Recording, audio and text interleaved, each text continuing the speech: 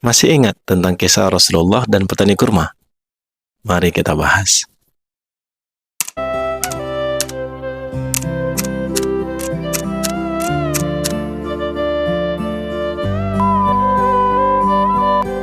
Assalamualaikum warahmatullahi wabarakatuh. Bersyukur kita kepada Allah dengan mengucapkan hamdalah, alhamdulillahirrabbilalamin.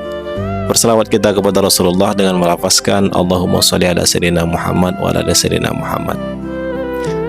Pada kesempatan kali ini saya akan membahas tentang kisah Rasulullah dan petani kurma. Kisah ini saya ambil dari buku Rasulullah The Untold Story. Buku ini dikarang oleh Ustadz Ali Abdullah. Bukunya seperti ini.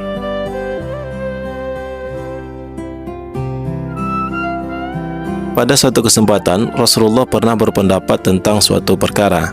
Pada saat itu, Rasulullah sedang mendapati masyarakat Madinah sedang melakukan penyerbukan kurma. Penyerbukan dilakukan bertujuan untuk mengoptimalkan hasil panen, dengan cara memasukkan benih jantan ke dalam benih betina.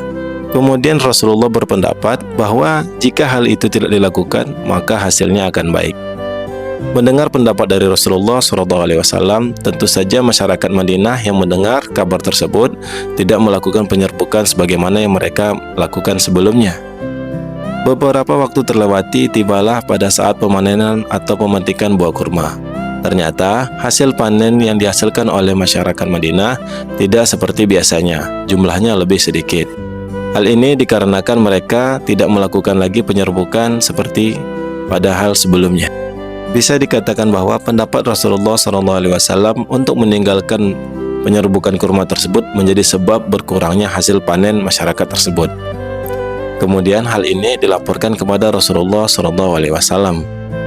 Menanggapi hal ini, Rasulullah SAW mengatakan bahwa jika penyerbukan itu lebih baik, maka hendaknya tetap dilakukan. Karena pendapat yang pernah beliau sampaikan merupakan pandangan beliau pribadi. Lantas Rasulullah bersabda, "Antum a'lamu bi umuri dunyakum."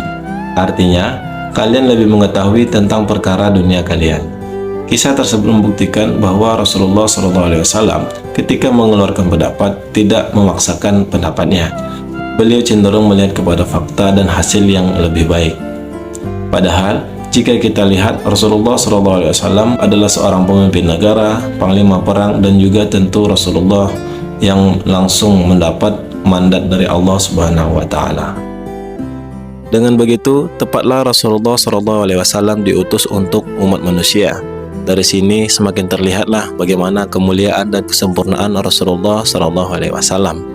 Dalam hadis lain, Rasulullah SAW juga bersabda, yang artinya, jika suatu perkara itu diserahkan kepada yang bukan ahlinya, maka tunggulah kehancurannya.